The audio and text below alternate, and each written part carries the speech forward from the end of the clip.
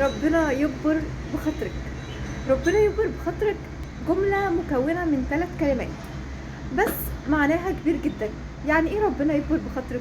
يعني ربنا ييسّر لِك كل عسير، ربنا يشق الصخر علشانِك، ربنا يقلب موازين الكون علشانِك، ربنا يقلب الدنيا كلها علشانِك، ربنا يقسم البذور علشانِك، ربنا يعمل لِك كل حاجة جميلة.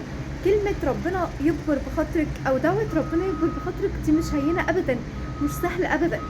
لازم يا جماعة نخلّي اللي قدّامنا يقول لنا الدعوة دي، لازم يبقى ليكِ أثر على اللي قدّامِك إنِّك توصّليه إنه يقول لِك حاجة زي كده، ربنا يكبر بخاطرك. شوفوا أي حد يا جماعة محتاج ساعدوه، هيقول لِك ربنا يكبر بخاطرك. طبطبي على حد شقيان متبهدل طول اليوم وطافح الدم، أمّا تيجي تطبطبي عليه هيقول لِك ربنا يكبر بخاطرك.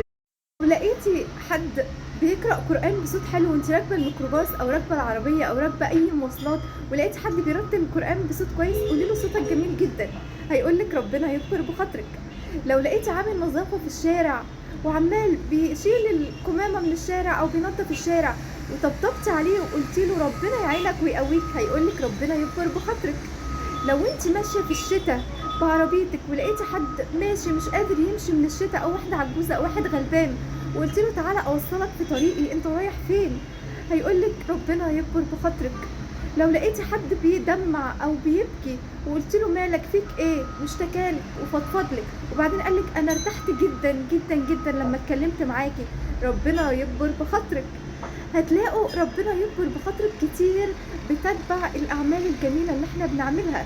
لو حد عمل لِك أكلة، لو مجرد أكلة حتى لو مش عاجباكِ، قلتِ له الأكل جميل أوي، هيقول له الأكل جميل أوي، هيقول لِك ربنا يكبر بخاطرك.